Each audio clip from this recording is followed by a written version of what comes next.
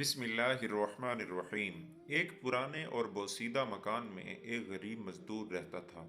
مکان کیا تھا، بس آثار قدیمہ کا کھنڈر ہی تھا۔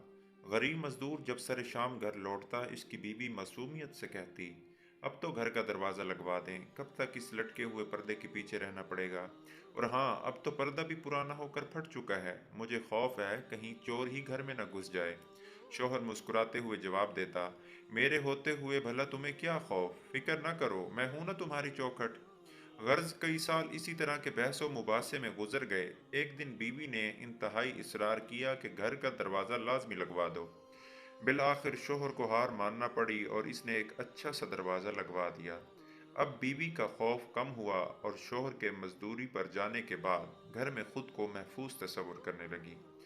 اسی طرح وقت گزرنے لگا، ابھی کچھ سال گزرے ہی تھے کہ اچانک شوہر کا انتقال ہو گیا اور گھر کا چراغ بجھ گیا۔ عورت گھر کا دروازہ بند کیے پورا دن کمرے میں بیٹھی رہتی تھی۔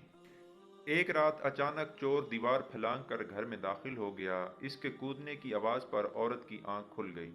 اس نے شور مچایا، محلے کے کئی لوگ آ گئے اور چور کو پکڑ لیا۔ جب دیکھا تو معلوم ہوا وہ چور پڑوسی ہے۔ اس وقت عورت کو احساس ہوا کہ چور کے آنے میں اصل رکاوٹ دروازہ نہیں، میرا شوہر تھا۔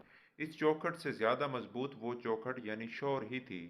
شوہر میں لاکھ عیب ہوں لیکن حقیقت یہی ہے کہ مضبوط چوکھٹ یہی شوہر ہے۔ دعا ہے اللہ رب العزت ہماری تمام مسلمان عورتوں کو شوہر کی قدر و منزلت سمجھنے کی توفیق عطا فرمائے۔